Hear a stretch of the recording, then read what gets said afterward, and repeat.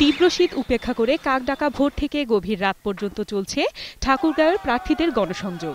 উন্নয়নের প্রতিশ্রুতি দিয়ে প্রার্থীরা চাইছেন দোয়া আর ভোট। এদিকে রাস্তাঘাট, চা দোকান সহ বিভিন্ন অলিতে গলিতে ভোটারদের মাঝে চলছে প্রার্থী বাছাইয়ের চূড়ান্ত হিসেব নিকেশ। আমরা যেন তার কাছে যেতে পারি, দুঃখ সুখের কথা বলতে পারি।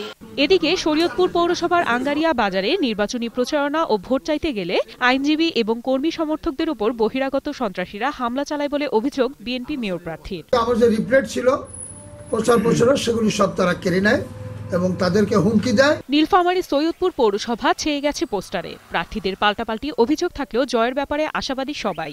নাগরিক সুবিধা সম্পূর্ণ যা যা করার দরকার সবগুলো কাজে এখানে করা হবে। ইনশাআল্লাহ সৈয়দপুরের জনগণের বিজয় হবে। সীমান্ত ঘেঁষা দিনাজপুরের হিলি হাকিমপুর পৌরসভা নির্বাচনে মেয়র পদে লড়ছেন ৩ প্রার্থী। হাড় কাঁপানো শীত উপেক্ষা করে প্রার্থীরা ছুটছেন ভোটারদের দ্বারে দ্বারে।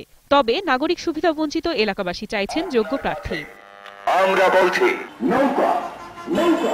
নওগাঁয় জমে উঠেছে পৌর নির্বাচনের গণসংযোগ। তবে নওগাঁ ও সান্তাহারে আওয়ামী লীগের প্রার্থীর বিরুদ্ধে আচরণবিধি ভঙ্গের অভিযোগ তুলেছেন বিএনপি সমর্থিত প্রার্থীরা। মোটরসাইকেল নিয়ে শোডাউন করছে, বিভিন্নভাবে হুমকি ধুমকি দিচ্ছে। কোনো হুমকি ধুমকির কোনো ইয়া নাই, উনি নিশ্চিত হেরে যাবেন বলে এই আকাঙ্ক্ষাটা উনি করছেন। এদিকে বরগুনার পাথরঘাটা পৌরসভা নির্বাচনে কোনো বিদ্রোহী প্রার্থী না থাকায় প্রতিটি দলের প্রার্থীরাই দলের নেতাকর্মীদের 100% সমর্থন পাচ্ছেন।